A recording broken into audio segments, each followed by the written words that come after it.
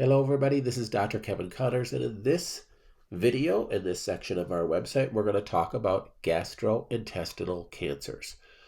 Now, your GI system really starts in the mouth and ends where you deposit feces in the toilet, but in this section, we're really going to talk about the cancers from your stomach on down.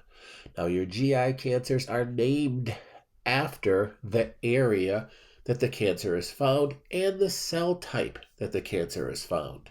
And it's important to understand when we're talking about any cancer. If I have rectal cancer and it metastasizes to my liver, it's not liver cancer now, it's still rectal cancer that's metastasized to my liver. So it's still those cells, that cell type of the original spot, that origin of the cancer that is metastasized. So liver cancer is cancer of the liver cells. Rectal cancer or another cancer is cancer of those other cells. It may metastasize to a different area. So we can have metastasized cancer to the GI tract. Then it's not primary, it's secondary, it's metastasized cancer.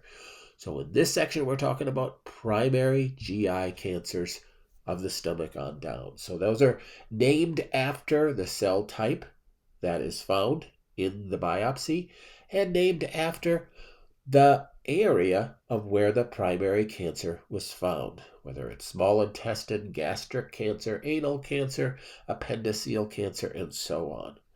Now, it can be very difficult when you get a diagnosis of any type of cancer on deciding what to do. Many people are herded down a pathway that, quite frankly, they may regret down the road.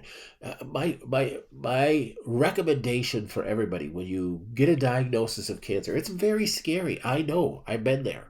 But when you get a diagnosis of cancer, the best thing to do is to slow down. Don't make any rash judgments and grave decisions that you may want to. There's nothing you can do to change if you go and do surgery. It's done. You can't undo that.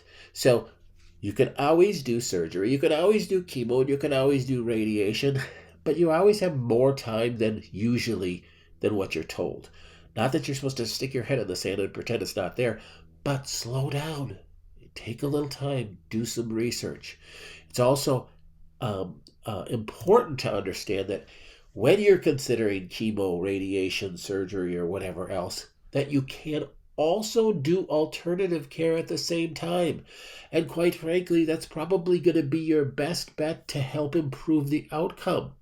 I'm not against doing chemo, radiation, surgery, or immunotherapy or something, combination thereof, if it's the right thing for you.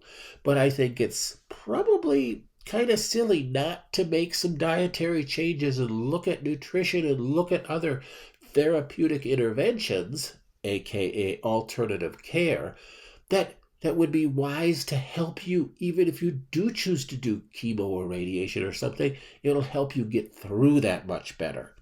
So that's all I'm asking you to do. And really, that's what our whole website is all about. And that's why we give away my books on this site too. So navigate to the free books, download them, they're free.